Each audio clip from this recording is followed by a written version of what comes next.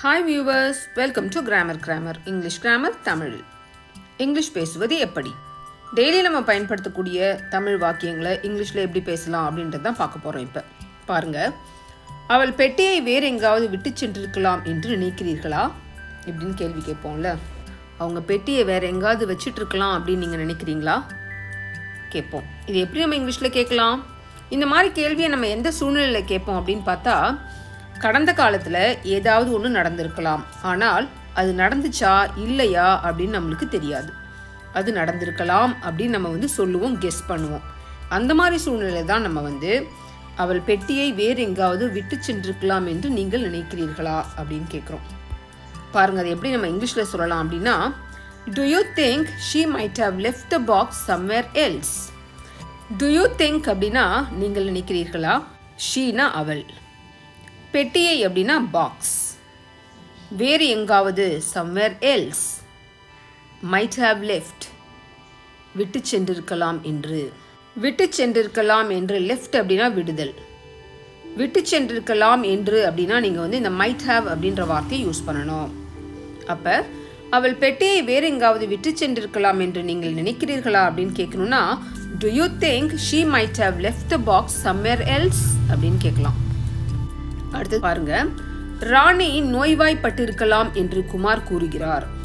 நோய்வாய்ப்பட்டிருக்கலாம், நோய்வாய்ப்பட்டிருக்கிறாரா அப்படின்னு குமாருக்கு தெரியாது. அவருக்கு நோய் வந்திருந்தாலும் வந்திருக்கும், வராமலும் இருந்திருக்கும். ஆனா இவர் அவருக்கு ஒரு தெரியாத விஷயத்தை பத்தி கடந்த காலத்துல இது நடந்திருக்கலாம் அப்படின்னு கெஸ் பண்றாரு. நோய்வாய்ப்பட்டிருக்கலாம், இதை எப்படி நம்ம இங்கிலீஷ்ல பேசலாம்? பாருங்க, குமார் செஸ் அப்படின்னா குமார் கூறுகிறார். ராணி might have fallen sick, ராணி நோய்வாய்ப்பட்டிருக்கலாம் என்று குமார் கூறுகிறார் அப்படின்னு அர்த்தம்.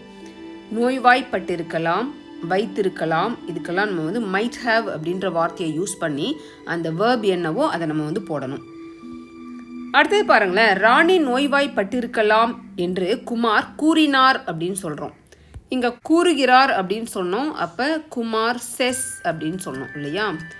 குமார் செஸ் அப்படின்னா குமார் கூறுகிறார் அப்படின்னு அர்த்தம். ஆனால் இந்த இடத்துல பாருங்கள், குமார் கூறினார் அப்படின்னா அது கடந்த காலத்தில் முடிஞ்சிடுச்சு.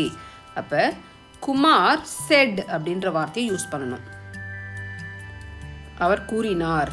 என்ன கூறினார்? Kumar set Rani might have fallen sick, ராணி நோய்வாய்ப்பட்டிருக்கலாம் என்று குமார் கூறினார் அப்படின்னு அர்த்தம். கூறுகிறார் அப்படின்னு சொல்லும் பொழுது அந்த verb says அப்படின்னு இருக்குது. கூறினார் அப்படின்னு சொல்லும் பொழுது அந்த verb said அப்படின்னு மாறுது. இது present tenseல இருக்குது, இது past tenseல இருக்குது.